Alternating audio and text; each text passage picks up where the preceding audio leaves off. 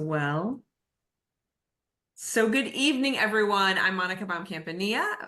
Welcome on behalf of our team at Education for Tomorrow Alliance. We are excited to have you here and have our last speaker of the semester. We know you are wrapping up all sorts of things this week and next with finals. So good luck as you prepare and finalize all of that. We're glad you're taking time out for a great speaker this evening. And with that, I will turn it over to our program director, Ashley Willett. Hi, as Monica said, I'm Ashley Willett. I'm the program director with Education for Tomorrow Alliance. Thank you so much for being here tonight. We logistically want to start and end on time, so we will end at 7:30. The front end will be an introduction. Robert will get to talk about who he is and where he came from, and the back end will be you guys getting to ask questions. So if you have questions as the program is going, you can put them in the chat. You can put them in the Q&A feature, and when we get to the Q&A portion, you can raise your hand and ask the question live. Please know we won't answer the questions until we're in that section, so we'll sit there. If you are part of the academy, please know that I don't have your papers, so you do need to see your headmasters for that. I don't have that, but we're glad that you're here. I hope that you soak up all the knowledge that you possibly can from tonight. There is a wealth of knowledge that you're about to hear, and I hope there's something that you get from this that you can take and start implementing in your own lives. With that, we have one of our board members, Brent Wunderlich, with us tonight, and he is the VP Strategic Operations Manager at McKesson. All right. Thank you, Ashley, and good evening, everyone. And thanks for making the time. I think you guys are in for a treat with your distinguished speaker. So you guys are going to hear from Robert Lane, who is the marketing coordinator for our hometown Houston Rockets. Robert grew up in wonderful St. Louis, Missouri, graduated from Elkins High School. He attended Northwood University, where he dual majored, earning a bachelor's degree in both sports marketing and entertainment and business administration. Don't say that all at one time.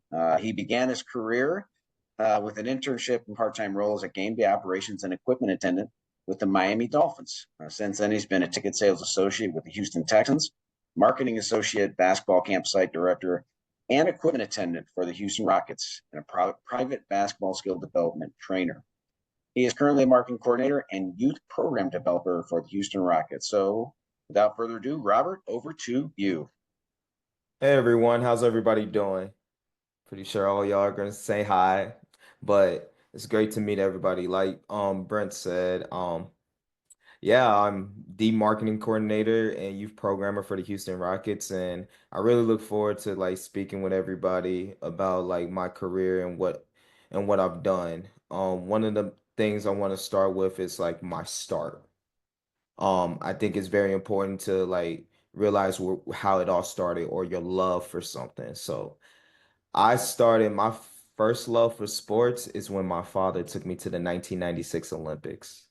Oh, I had a great time. Like it was my first thing, and I fell in love with sports. I got to see basketball, a little bit of boxing, and some track and field.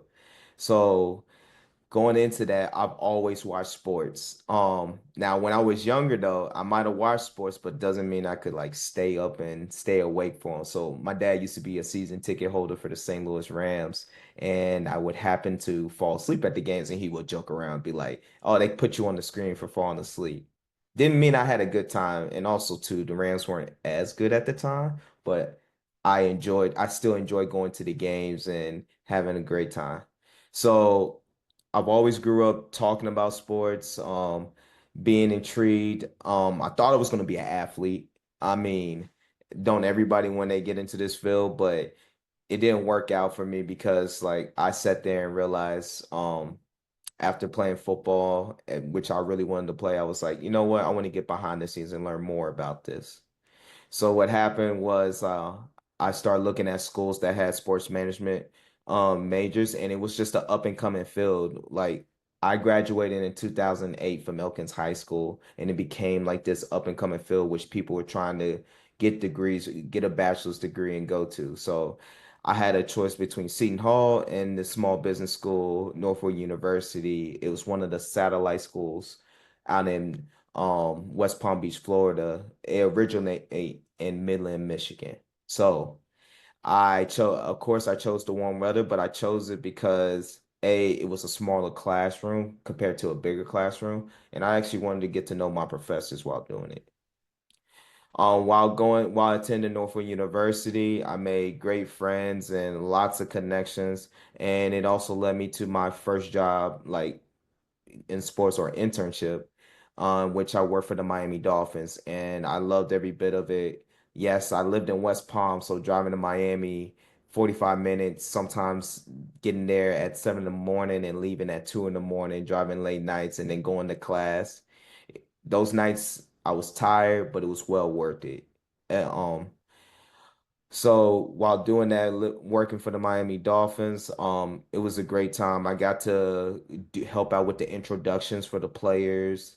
I had to set up the game day concourse or the plaza as they call it for it was called Land Shark Stadium, but now it's Hard Rock, the Hard Rock Stadium. So different name changes, but it was a blessing. And then I got in my second year, I had the opportunity to become an equipment attendant, in which they asked me and another guy. Funny story is that his name was Robert also. So there was one Robert, one Bobby. It was going back and forth. So we knew each other and we both worked in the equipment room and that was amazing. Like to see the players that I've seen and like work with like the people that have been around, like being in a locker room with like I don't know if any of y'all listen to podcasts like I listened to the Pivot podcast with Shannon Crowder. Yes, I was having to help out and while he was in the locker room, or Reggie Bush, Zach Thomas, Jake Long, just to name a few. And it was a great time. And just like I learned from my supervisor there, he taught me the game and I kind of fell in love with like, oh, equipment's fun. Like I like every bit of it. I like the hard work it puts in and everything about it.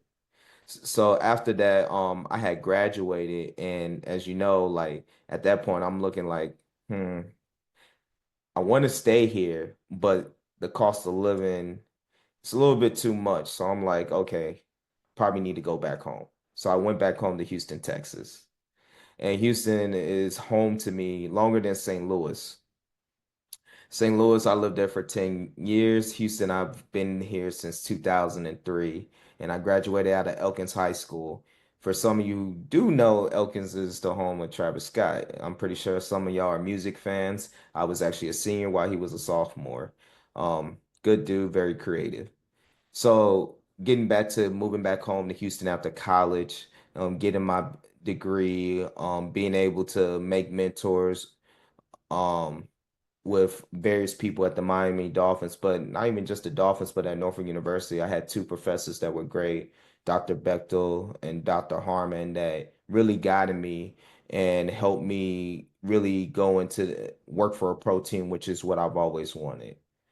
Um, Speaking of my dream working for a pro team, it was always interesting. So I came into college and it was funny because like I'm sitting front row and there's like this senior class presentation where they go over their internships. Every single one of them said they did their internship at Roger Dean Stadium at a baseball stadium. I was like, oh, that's cool, but I want to do something else. I don't want to be like everybody else or just be like, oh, I'm just going to settle. That's how I felt. I'm not saying that their internships was them settling, but to me, it just kind of sound in that whole conversation kind of like a little bit redundant and repeating. So that helped me reach out to the Miami Dolphins and like keep up with their emails and see what kind of volunteer opportunities they have before they had the part-time game day staff come on. And that's when I got on. So going back to Houston when I after graduation, I had been in contact with the Houston Texas Stew. One of my college professor, Dr. Bethel, he put me in contact with somebody over there, and I got a part-time job working as a ticket sales associate. And that was fun, like waking up in the morning, going to the games and trying to sell people on like the different to be a season ticket holder. If you know in Texas football is everything and the Texans season ticket holder list is always sold out. So it's kind of hard to get tickets. So I always signing people up for the wait list, but also letting them know about the other events we had, like the soccer games or the I think it was called the Battle of the Axe between Sam Houston and Stephen F. Austin. That college game was pretty college football game, and then we will always host the one of the bowl games at the time, which was between like the SEC at large and probably Big Ten, I want to say. So I worked there for about 5 years, and during that time, once the season was over, football season's so short after the season, there's really not that much to do, especially in the ticket department. So I was looking for another way to advance in the field. So then I got hired on at the Houston Rockets. I got hired on as a marketing associate. I was hired on halfway through the season, and that's in 2013, where the team we were the host city for All-Star. And that was amazing. Like my first 2 weeks on the job, like I got to see like Yao Ming, or I got to meet like various different people. Who else I've seen? I got to meet all the Rockets legends. It was interesting because at the time, since I came on late, a lot of the marketing associates already had jobs with the NBA, which they were contracted out to do. So I couldn't do that. So I had to work directly with the team. And that was fun. And those little moments of just seeing people and like looking at everybody, it was just, yeah, I had to soak it in, but always make sure that work came first and try to keep work the main thing. So while working for the Rockets, I kind of rose the ranks. I became what they know as a captain of the marketing associates program. So where I would lead games or like our special events and kind of like guide a team of four, maybe five MAs, as we call it for short, but marketing associates, to do the event and try to achieve our goals, whether it was like trying to get a certain amount of enter the wins or just trying to impact people. And we also, being a marketing associate too, we also got to work with different departments around the organization. So I didn't just work in events and promotions at the time, but it's now called brand experience. I also had got to work with tickets, corporate, media, um, building because not only does basketball exist in the Toyota Center, but we also have concerts. I got to work concerts too and help out with that on the Toyota side. So after my third year, um, and bugging my supervisor at the time about working for basketball operations because I was very interested in it, it finally happened, and I got asked to be an equipment attendant. So with that, I went down and worked for actually one of my mentors to this day, and still works there. He's now is like the director of basketball operations, Tony. He is pretty much somebody that got me and helped me grow up in the field. He helped me really just keep an eye out and just see everything on the floor and just like kind of like just be way more organized. And everything you see from me today is because of him, because I got to learn from him. So during that time, I'm working as an equipment attendant, I'm working as a marketing associate, and then within my first summer, I was also doing site director for basketball camps. So that's where it got started, where working with the youth, I really start to fell in love. Even though I was working with our community department on a lot of stuff as far as like their events they would have, um, I was more engaged towards like the learning of like basketball, like as a whole, teaching kids and like teaching them the things to do on the court, but also how to be successful off the court. So after that,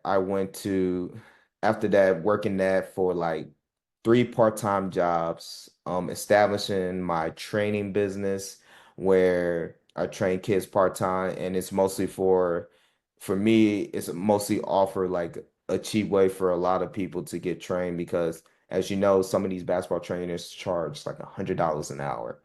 I don't do that. I try to be very um well versed in my price and just like make sure that people can afford it. But for me, it's mostly about the kid. It's mostly about the kid getting the proper training, being taught the right way so they can be successful.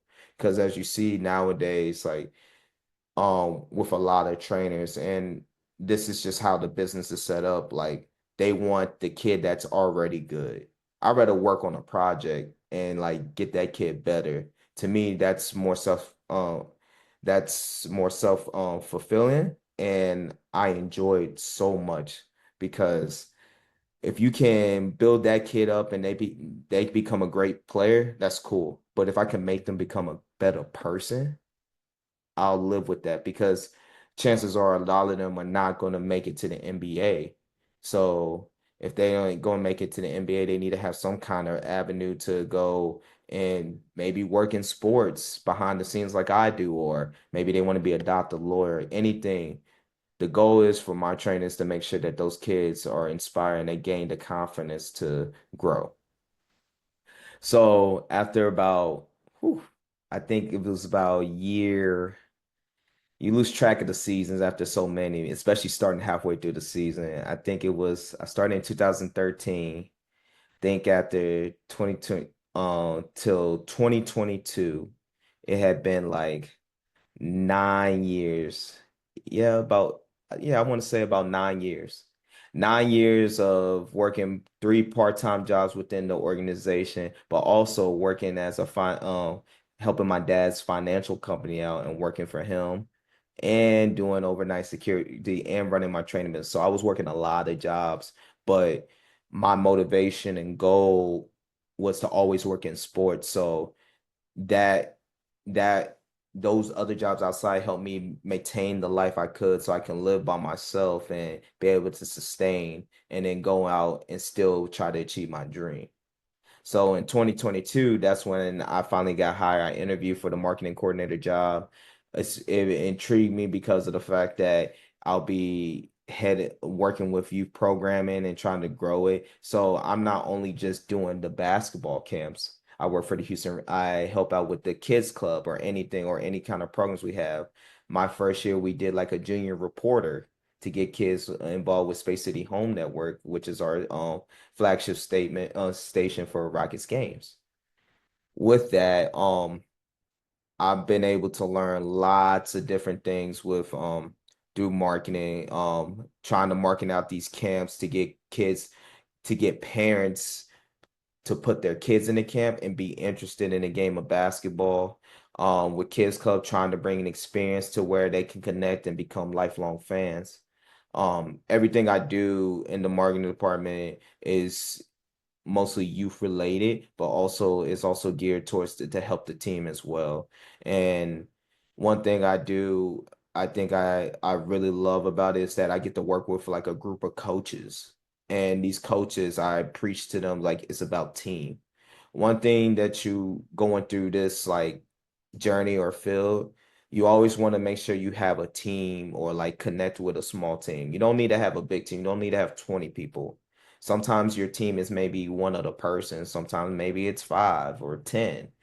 You want to make sure that you are able to work with a team, but you also preach like a lot of things that help that team grow. One of the things with the coaches that I always preach is that, yo, these are your opportunities, and I'm here to kind of boost you up and make sure that you achieve your dreams like I've achieved mine. Because I'm just starting on this journey because of the fact that my goal is to build a whole youth department. Still work with marketing, but it'll be a department within marketing, just strictly about youth and the growth for the youth and try to do the game of basketball and making lifelong fans. Um, but most of the time I am usually just contacting different marketing people around the city, talking to coaches, doing site visits for camps, figuring out new different activities for kids club, just coming up with innovative ideas that can help put us forward and so we can be great, but also so these kids just, have these like opportunities because when I was a kid, I did a lot of after school programs and I was big into, sports, but I was also did like computer club or I might do a book reading club, um, anything just to connect. So it was always a great time to do that. And just like I learned from those after school programs that these programs really do help and help educate the youth and help us grow. So I hope today, like, you kind of learn something from me and see like how, just working hard, your dream, believe in your dreams, and then also don't take no for an answer. Sometimes you got to be stubborn, but stubborn in a good way, or should I say persistent, being more persistent in trying to achieve your goals. And sometimes some days you're gonna feel kind of down. You're gonna be like, why isn't this working? But I know sometimes for me, like I would get like a little sign and I'd be like, I'm right where I'm supposed to be and continue to grow and continue to build build better for yourself, but also build better for those around you and the people that you are trying to impact, no matter what field you're in. But that's pretty much it about me, like through my journey. I kind of want to go through some questions if you have any questions or anything. That would be great. I'm going to start us off. I am interested to know what is your difference. I'm sure that the difference between a game day and a non-game day are vastly different. What are the big differences between those 2 days? Okay, so I'm gonna go through it from a part-time perspective and then from a full-time perspective as well on what a game. As a part-time, so if I was marketing associate and I'm a captain, I'm going up to the game. I'm probably at the stadium by 2 o'clock, meeting with our director to go over the game script or like our game itinerary and talk about how the MAs are going to impact the game, be in the Skycore area, what theme nights we got going on, if there's a giveaway or so. And so that can be busy because with the marketing associate program, that's over like 40 people. So that's 40 different personalities where I'm the captain of, and I'm trying to make sure that everybody is working as a cohesive unit and they're being cordial to the fans, they're respecting one another, but also too, they're getting something out of it throughout the game, like just network opportunities and like making sure they're on their best, put their best foot forward in front of other full time. Now, for full-time staff, my game days duties is I stay at the game and I'm kind of monitoring like the kids club, like seeing how many signups we have. But also too, there might be games where I have to escort people for our Q&As, or if there's a special theme night, take pictures, try to see what's going on. But a lot of times I walk around the stadium just to see how our marketing is doing and what we're doing. So I have a understanding of how the team is doing, what fans are taking interest in, or a lot of times too, it depends on a certain game too. So for example, when we play Golden State, a lot of people are Steph Curry fans. They love Steph Curry. So we get a lot of our fans in Golden State. And so I try to ask questions and be like, so why are you a Golden State? And it's like, oh, I like Steph Curry. Most of the time, reason people say that is because it's a little bit relatable. A lot of kids, they'll see, hey, Steph Curry's relatable because A, they can shoot. Two, they can be there. He's not that tall. He's not as tall, so it's like an average height for an NBA player, which a lot of these kids believe in. And he's like, a lot of kids kind of put themselves be like, yo, I can be like that. So that's why a lot of kids like Steph. So it's always just asking questions and just like making sure that fans are happy, and then also anybody that comes to Kids Club, they have an experience and they enjoy it as well. Awesome. It looks like we do have one question, so I'm going to let Neil, you should be able to unmute and ask your question.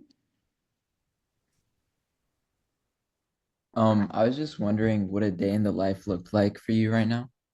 So a day in the life will look like for me. So today's Tuesday. So first thing, I'll wake up at 5 a.m. and go work out, and then I'll come back to my apartment, get ready, and go to work. Today I worked on a lot of different things like for creative for camps, like trying to get the camp creative so we can market out to people. So lots of meetings, talking to coworkers about different things that we can involve the youth in. So if corporate asks me like, "Hey, we can do this youth program," cool. Then I'm working with them, or just making sure that I'm answering the emails and contacting who needs to be where, but also like making sure I'm being a team player.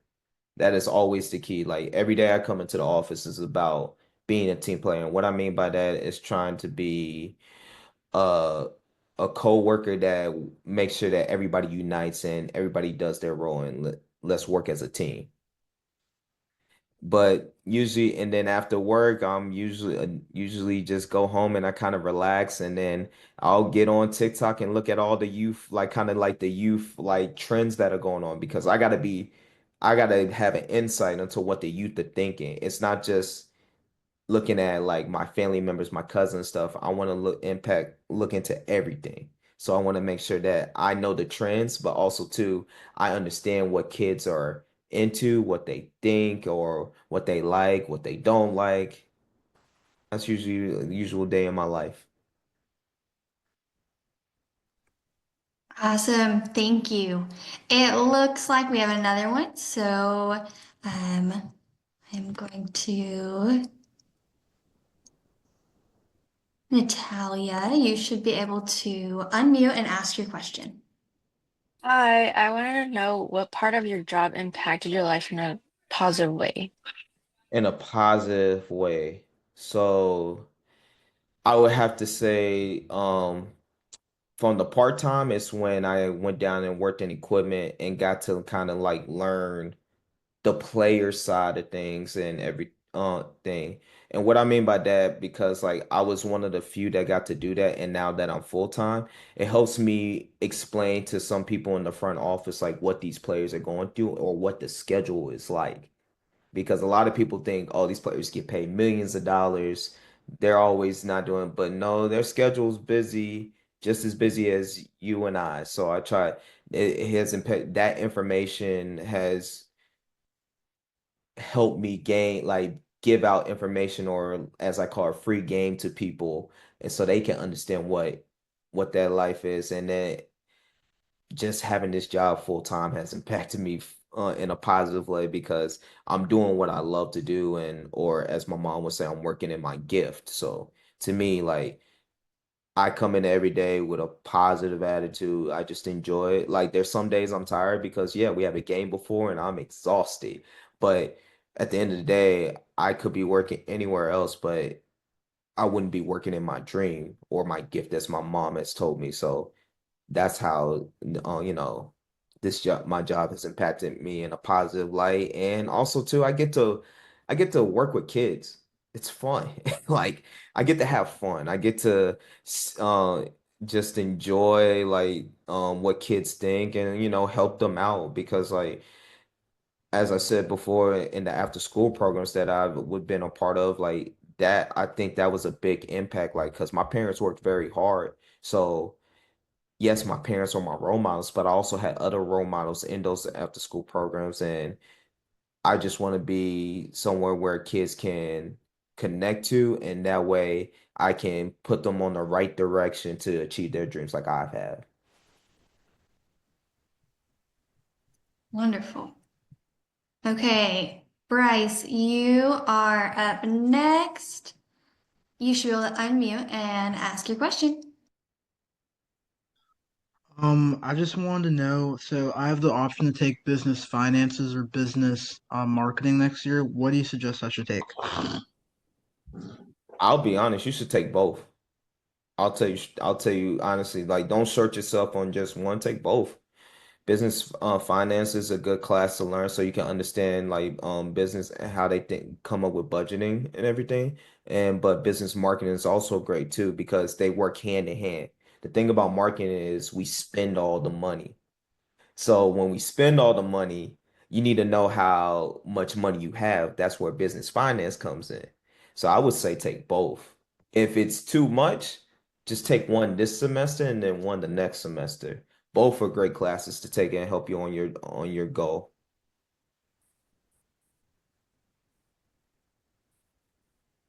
Awesome. All right. We've got David up next.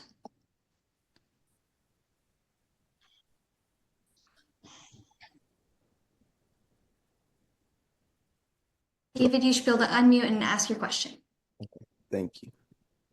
So it's obvious you have a lot of care and joy for your job. I was wondering if this was the job you plan to keep for the rest of your life, or if you're looking for anything further advancement in your career. Well, it depends on what happens on on this road we call life, because as we know, it changes so much. But my first thing is to try to build this into its own department. And then from there, once I get it to a great foundation and do all the networking and everything, I don't know, I kind of thought about being a GM for a basketball team, if not a scout or doing stuff like that. Something that where I can still be around the sport and just enjoy it. Those are some of like my career events. But right now, like if this if I had to retire and this is like where it was at, like I'll be happy with this because like I'm happy with where I'm at. But once I achieve that goal, building its own department and creating that foundation to pass on to the next person, then yeah, I would love to be a GM.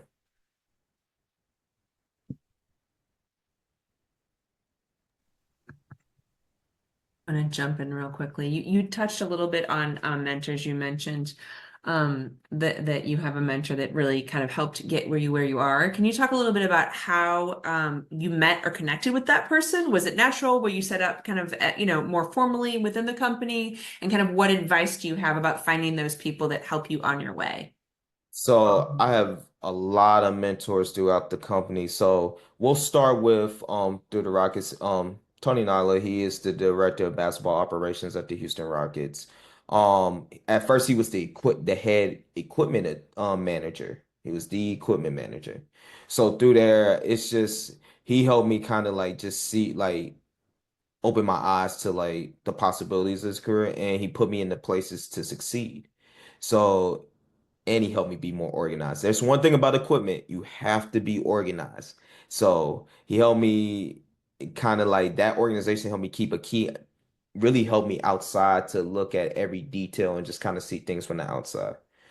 Now I do have another mentor where his name is Julian Duncan. He's the CMO of the Rockets. And this he came on, I was still part-time. And we kind of had a little introduction, but now that I'm in the marketing coordinator, he didn't even interview me. Like the marketing director and marketing manager interviewed me. And when I got the job, I can always look to him for advice. He tells me like, hey, if I'm getting better at talking, I'm getting better with a lot of like some of the work, like my ideas and just keeping that creativity and trying to figure out things, but also like being a better leader too, because like I've been with the company so long, is that I got to see I was technically part-time, I was full-time working part-time. Like working all those jobs. So I got to be with the company so long, so I understand how things work or like how people work. And with that, I'm able to include my leadership and do that with within the marketing department and people. And, some of the younger coordinators and everything, they ask me questions and I ask them questions. At the end of the day, I don't know everything, but it's a teamwork environment. So those are two of the mentors that helped me. I can go back further from in college. It was my two professors, Dr. Bechtel and Dr. Harmon. Like those two really pushed me to be the best person I can be, and they helped me in various ways to be able to go to the Dolphins or like look for different internships too as well. So those were one of my goals. And then I would say some of my other role models, I'm sorry. One of my other, of course, my parents, my dad, my mom. Um, but then I like to say like some people say, "Oh, I'm a role model."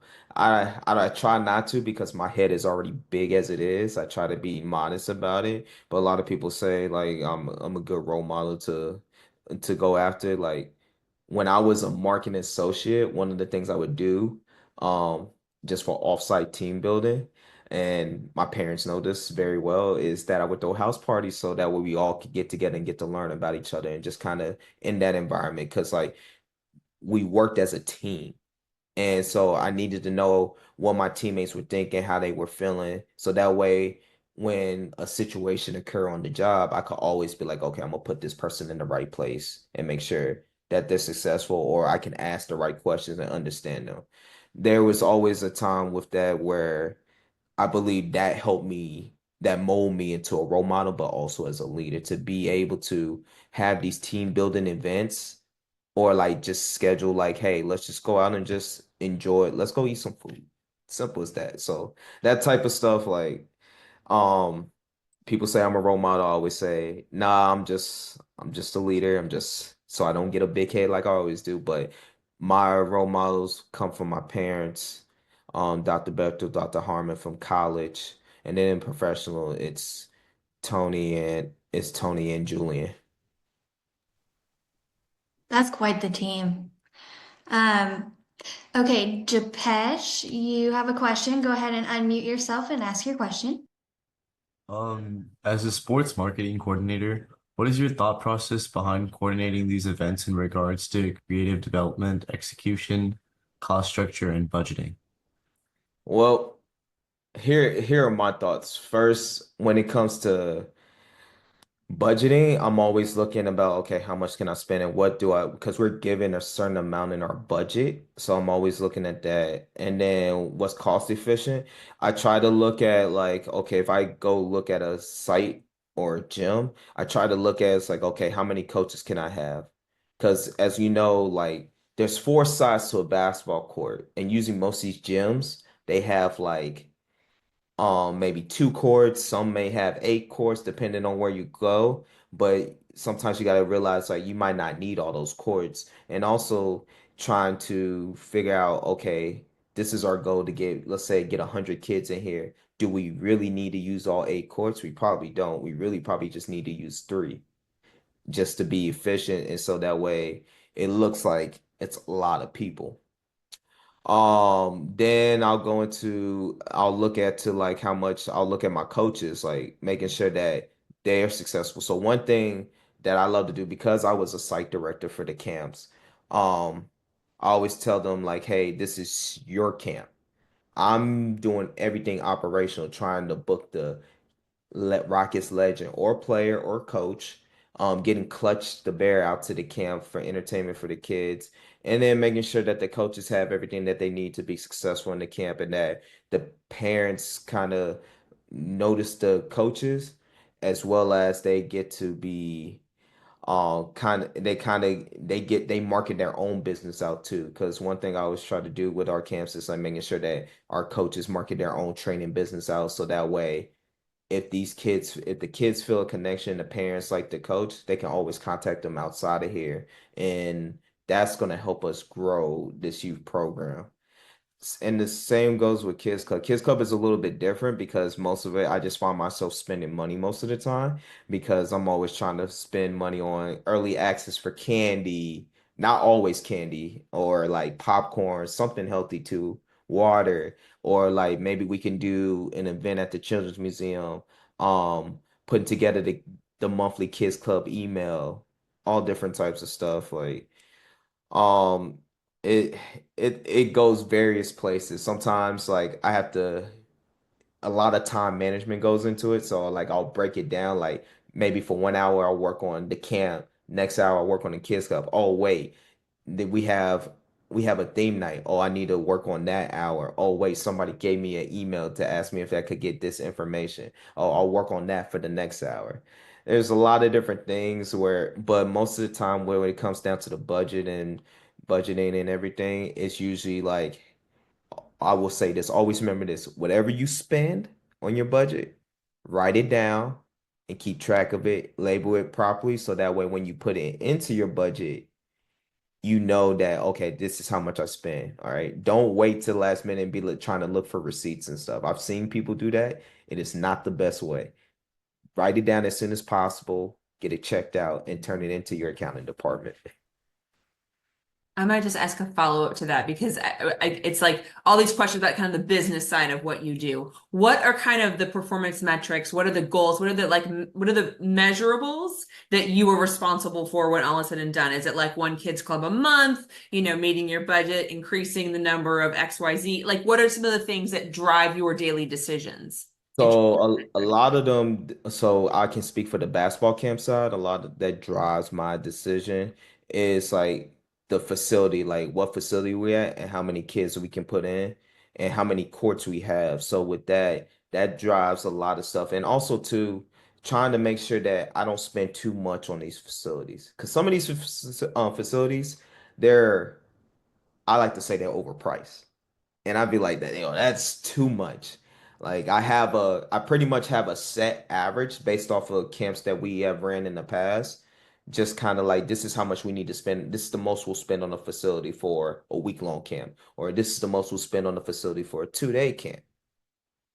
So trying to figure that out, and then it helps guide me to, okay, this is what we can spend on, this is how many kids we can get, where do we break even? That's a key, that's something you need to know. Where do we break even? And what I mean by that is like through all the expenses, how many registers we need to break even for the camp? And usually that helps out to know like, okay, if I was, for example, if it's a week-long camp and breaking even was making sure that we have 50 kids at the camp, perfect. Then every kid after that is a revenue gain.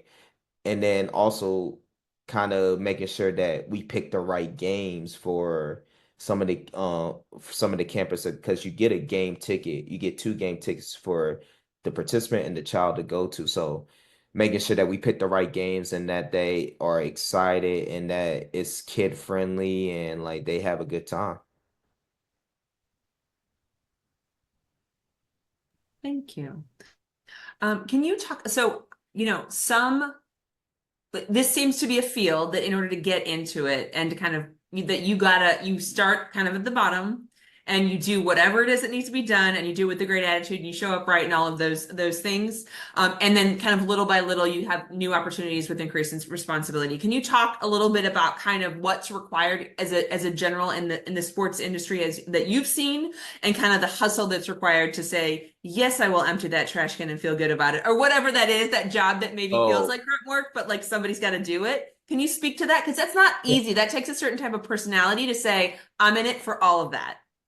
so I can say for me when I got into the sports field, like it was pretty much having an open mind and just like kind of like as far as for educational, having a bachelor's degree. I've seen people with doctorates and master's degree and they're still not full-time in the sports field. It's really about, are you willing? Sports doesn't pay a lot, but you have to love it to where the benefit it pays off for itself. So I always say like make sure that hey, you are saying hi to everybody, you are networking and you're being cordial, and then stay true to yourself, okay? Be honest with yourself. Like, does this make sense? Because for some people, like I told you, I was working about almost 7 jobs part-time. But I knew like this would help me. Each one of those jobs will help me grow and get to that full-time job. I'm just waiting for the right end. And also too, you can't be picky. I wasn't trying to be picky because I had my choices was, hey, I either do equipment, I can be in the marketing, or I work with the community in some aspect. And so with that, it was just like, okay, what can I do? So I just signed up for every shift. I did the best I can. I lead the best way possible that I thought was possible. And did I make mistakes along the way? Yes, I did. But through those mistakes, I learned lessons from and I was able to grow.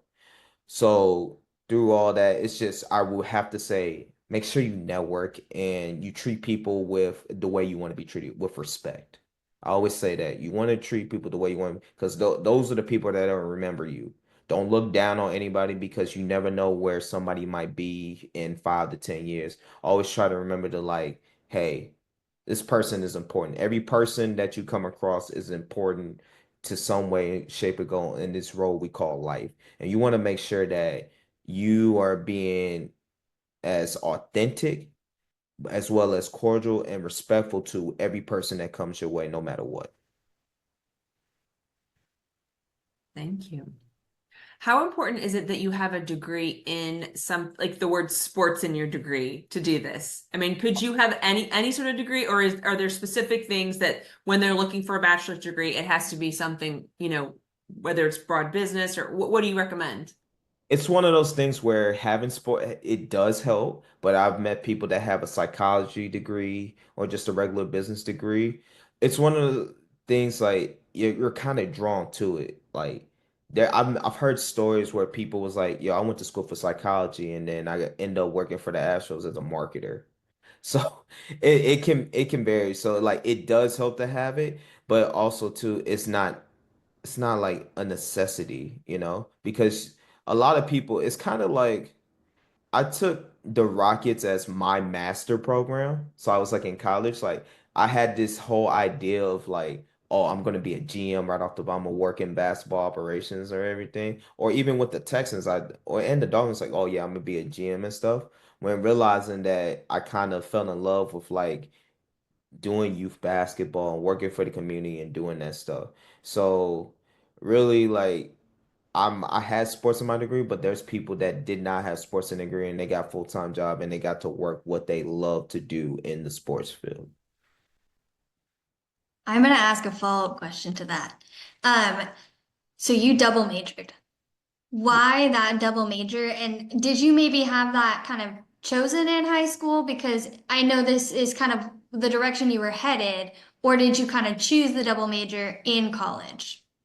Well, I kind of chose it in high school, but at the same time too, you're in high school. A lot of times I was like, what am I going to do? You know? Like I'm telling you, this sports management field was at the very beginning stage. I didn't know you could go to school for that until I found like those majors on every college. So it was kind of like, okay, I chose it in high school. I was like, well, I'm not going to be an athlete as much as I really wanted to. I'm not going to be an athlete. So why not work with sports behind the scenes and try to get better in that way? And that's what happened. Like I made that choice in high school. I love sports. Like I said, when I come to work, it doesn't really feel like work all the time. It feels like, okay, I'm working in my gift and I'm having fun with it.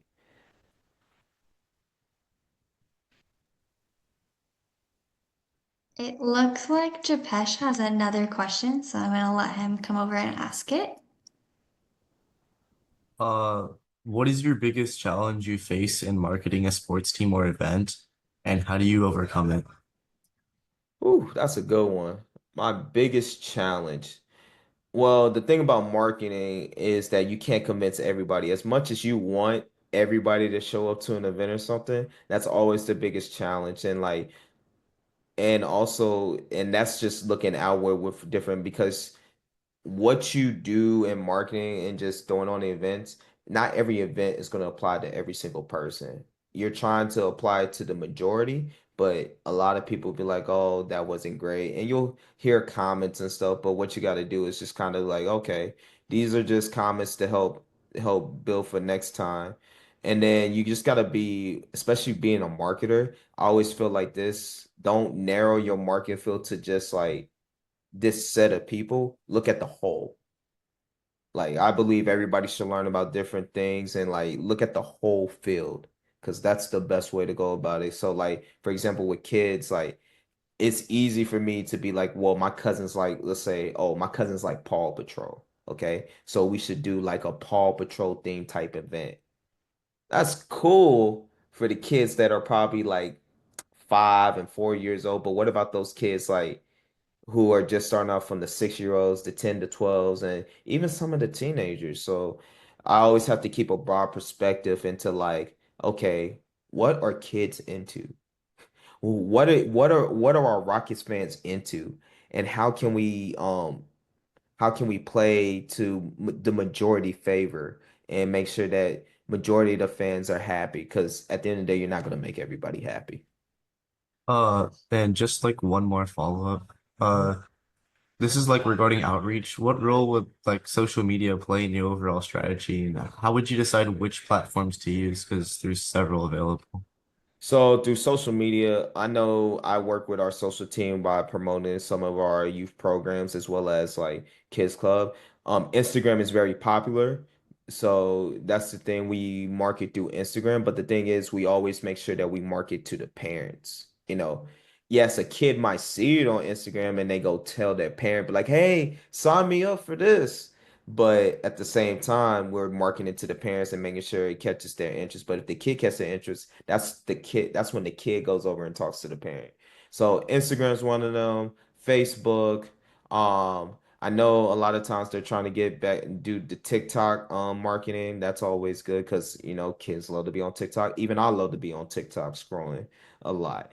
Um, YouTube, we're trying to come up with video content because everything is so virtual and like compared to when I was young, a lot of kids like their attention span like they'll pay attention to like 30 seconds.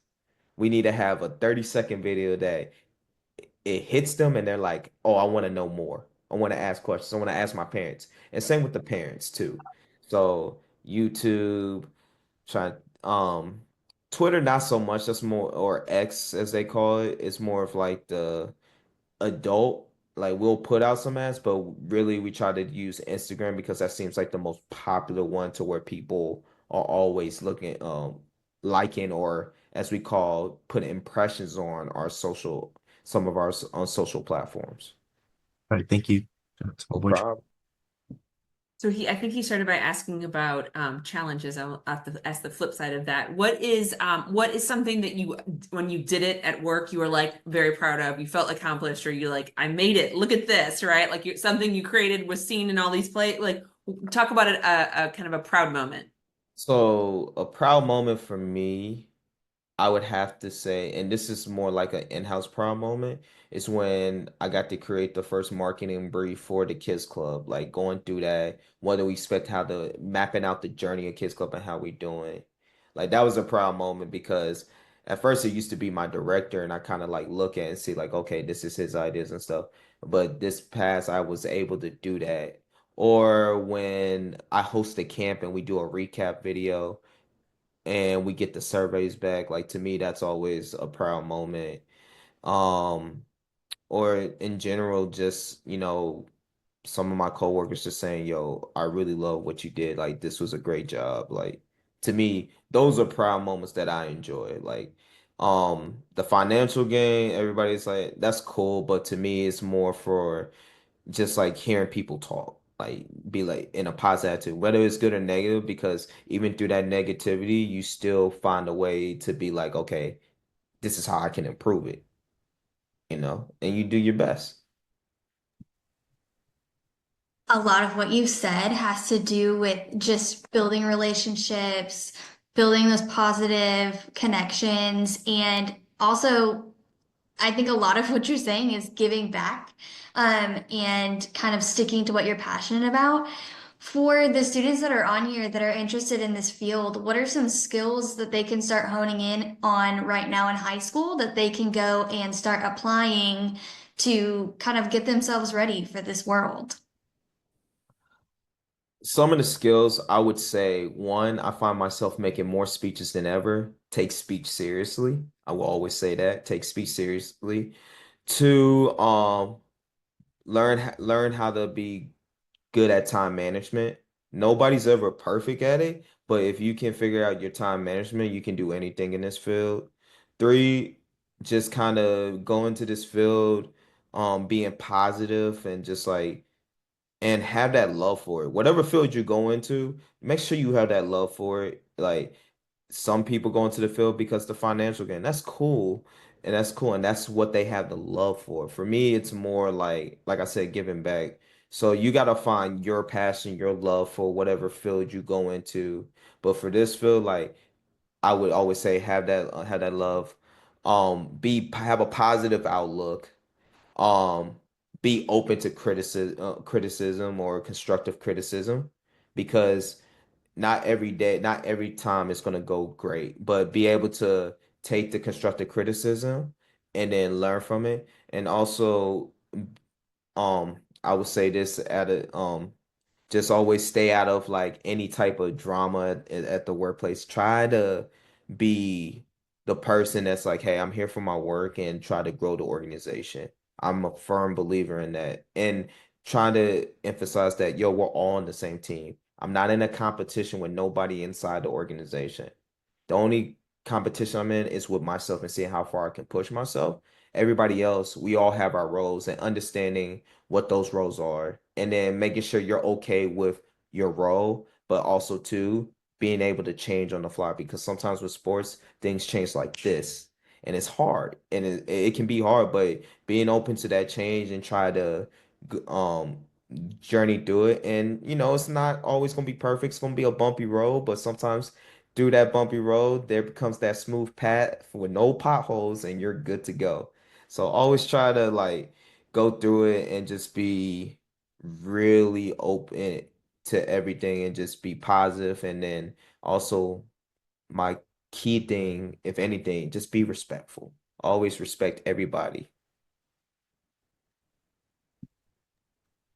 I love that. I think everything that you just said goes directly back to the respect. Even earlier, you talked about uniting all of your people um, that you are working with to make sure that you're all together. I mean, you're not always going to love everybody that you work with, and that's okay, but you have to work with them, and so you have to come together and unite. So, what a beautiful way of saying that. Um, my last question, I guess, for you, unless there's another one that comes through with students, is I like to end with what would you tell your 17, 18-year-old self if you could go back and give yourself a piece of advice? Be patient. You know, this journey is something that you need to enjoy. Is there parts of the journey I wish I enjoyed more? Yes, I do.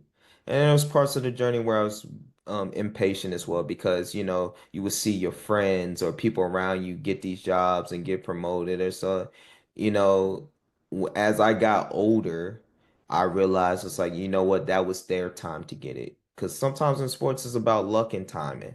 So, what I would tell my younger self, be patient. Your time will come, but keep on the same track and keep doing the things you're doing and continue to be open to growth. For the sake of time, I'm going to go ahead and when one more question came in, I'm just going to go ahead and read it. And it says, what advice would you give for someone trying to build a company, maintain it, and eventually grow it based on what you've learned in marketing? So, to grow a company, so what a lot of people realize is that when you're in school, I always use my dad is notorious for using school for every aspect of life. When you're in school, it's technically like you're building your own company. Like you're networking, you're trying to find people you can work with because everybody's common goal is to graduate. All right. That's all they want. They want to graduate. So the school is like a company. So try to network with the right people and then through networking you can work with people to grow the company, especially in marketing, because a lot of marketing is about it's not only just like being able to promote, but it's also the connections you build along the way because a lot of people work in different places, so that helps a lot. And I would say to maintain it, it's about just making sure that each time you achieve a goal, you don't be like, yo, this is the plateau I got into the highest. No, you take it further. Okay? Because it's not about just maintaining a flat line. You always want to increase it. And sometimes it's a little roller coaster. You might go up and down, but the goal is like do every goal, be satisfied, celebrate it, and then continue to grow it upward, like take it to another level.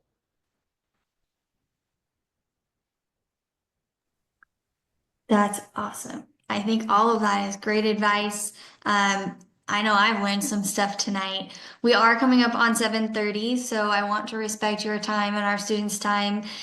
Students, I put the final survey for our DSS series into the chat.